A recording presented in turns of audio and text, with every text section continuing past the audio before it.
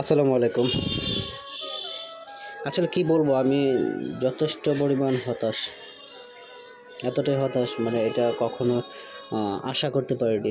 বিগত কিছুদিন আগে হঠাৎ করে খেয়াল করলাম যে আমার যে বাইক N160 এটা টাঙ্কিতে কিছু মরিচের লক্ষণ দেখা যায়। তো ও যখন তেল ভরতে পাম্পে নিয়েছিলাম তখনই মুখ খোলার পর ওই তেলের যে ভরা তখনই কালচে কিছু দেখা যায়। তখন একটু হাত দিয়ে দেখার চেষ্টা করলাম, তখন মরিচাটা ওইভাবে নজরে আসে। বিশ্বাস করেন ভাই, বোঝাইতে পারবো না, মানে এটা বোঝানোর মতো না, মানে এতটাই কষ্ট পাইছি। একটা গাড়ি 10,000 কিলোমিটার রানিং করে নাই, বছর ঘুরে নাই, সেই গাড়িটা টাঙ্কিতে মরিচা পড়ে। এই কষ্ট মানে এটা মানুষকে বোঝানোর মতো না। আব্বা এক গাড়ি চালায়, আপনার হোন্ডা শাইন গাড়ি চালায়, 14 বছর গাড়ির বয়স হয়ে গেছে। আব্বা যখন গাড়ি বের করে তখন শুধু 100 টাকা তেল ভরে, যেখানে প্রয়োজন যায় আবার বাসায় চলে আসে। ওনার টাঙ্কি কত পরিষ্কার সুন্দর, আর নতুন একটা গাড়ির বাইকের টাঙ্কি এমনভাবে মরিচা পড়ে, বুঝতেই পারতাম না যদি আমি না নিতাম। যাক, শোরুমে যাওয়ার পর আইজুল ভাই গাড়িটার টাঙ্কিটা খোলার পর তেল টেল এগুলো বের করে। আর বের করার পরেই যে ঘটনাটা ঘটলো, মানে এটার জন্য আমি, আইজুল ভাই বা শোরুমে যারা ছিলেন তারা অস্বাভাবিক, মানে প্রস্তুত ছিলেন না এই জিনিসটা আসলে দেখার পর।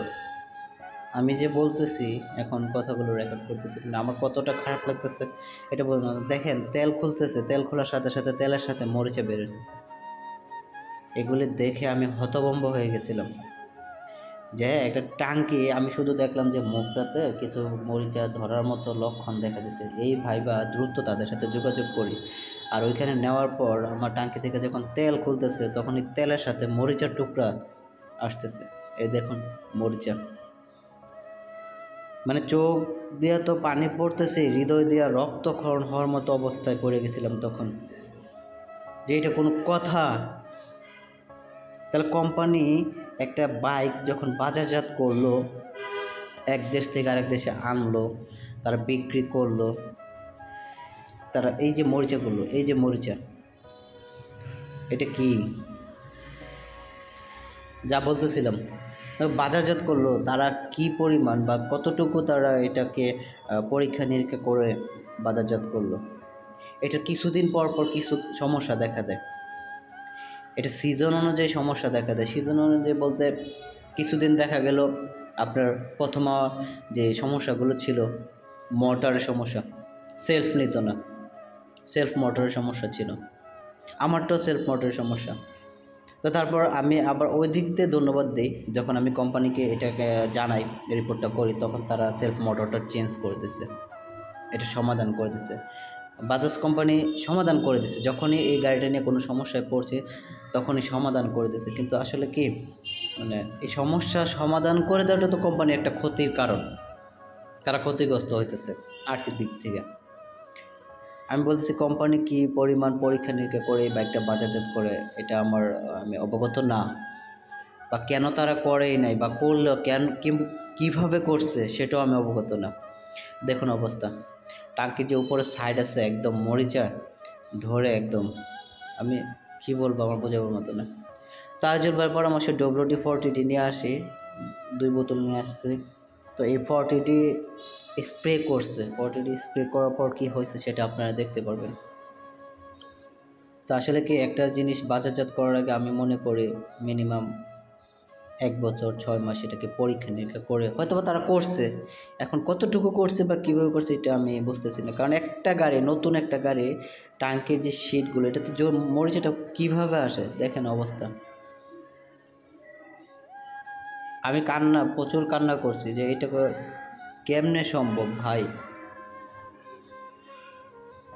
এই মরিচা দেখে এখনও আমার মানে খুব খারাপ লাগতেছে। আমি জানি না এই গাড়িটার ভবিষ্যৎ কী। আর বলতেছিলাম যে মোটর সমস্যা গেল, তারপর আসছে এই জংয়ের সমস্যা, তারপরে এখন আবার দেখতেছি রিসেন্টলি আরেকটা সমস্যা হচ্ছে, চাবি আটকে যাচ্ছে।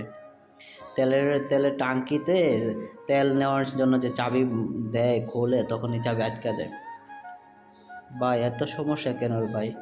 আমরা মধ্যবিত্ত ফ্যামিলির, প্রায় 3 লক্ষ টাকা খরচ পড়ে যায় গাড়িটা নিতে, কাগজপত্র সহ।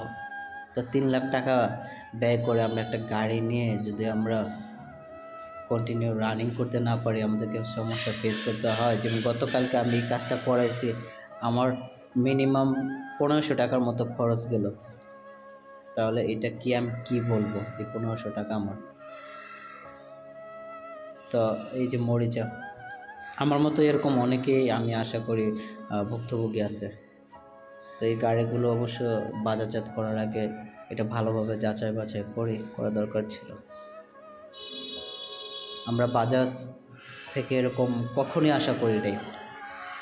বাজাজের আরও অনেক গাড়ি চালাইছি, সিঙ্গেল ডিক্সেরটা চালাইছি, 150 ডিডি চালাইছি, মানে ওদের তো এরকম কোনো সমস্যাই হয়নি। একটা টাঙ্কির যে শীট, এই শীটে এত সহজে কি করে মানে জং ধরে যায়। জং ধরার কারণটা কি? অনেকেই বলতেছে তেল কম থাকলে নাকি জং ধরে। তেল কম থাকলে জং ধরবে কেন? আমার আব্বা তো তেল 100 টাকার ভরে, দেখেন কি অবস্থা। আব্বারটা তো জং ধরে নাই, আর আমার তো তেল সবসময় ভরা থাকতো, মানে এরকম ভরে যে আমি তেল দেখতে পাচ্ছি, টাঙ্কি খুলে তেল দেখা গেছে। আমি হতাশ।